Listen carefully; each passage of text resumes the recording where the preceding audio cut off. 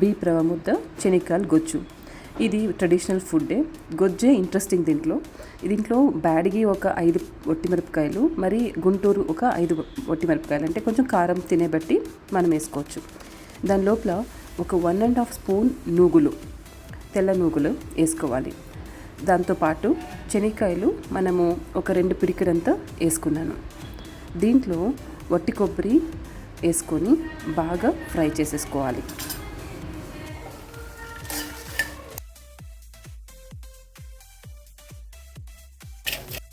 ఇంకా మిగతాది సేమ్ మనము జార్కి ట్రాన్స్ఫర్ చేసుకొని తెల్లగడ్డలు, ఉప్పు, మరి బెల్లం.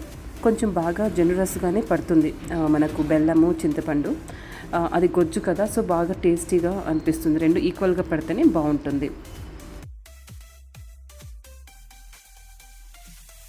ఇప్పుడు చింతపండు రసం కూడా యాడ్ చేసేసి దాన్ని బాగా కలిపేసుకొని మనము మళ్ళీ కొంచెం నీళ్ళు వేసేసుకొని దాన్ని గొజ్జు కన్సిస్టెన్సీలో మనం రెడీ చేసుకోవాలి.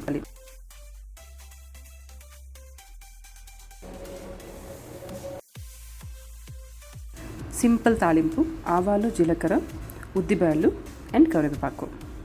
దీంతో మన గొజ్జు రెడీ అయిపోతుంది. బీప్ రవ్వ ముద్ద వచ్చేసి బీప్ రవ్వని ఒక గ్లాస్కి 3.25 గ్లాస్ నీళ్ళు పెట్టుకొని ఉప్పు, నూనె వేసి ఉడికించుకుంటాము. అది సింపుల్గానే అయిపోతుంది. కావాలన్న వాళ్ళు దీన్ని ముద్ద కూడా చేసుకుంటే చాలా టేస్టీగా ఉంటుంది, రాగి ముద్ద కూడా. Thank you.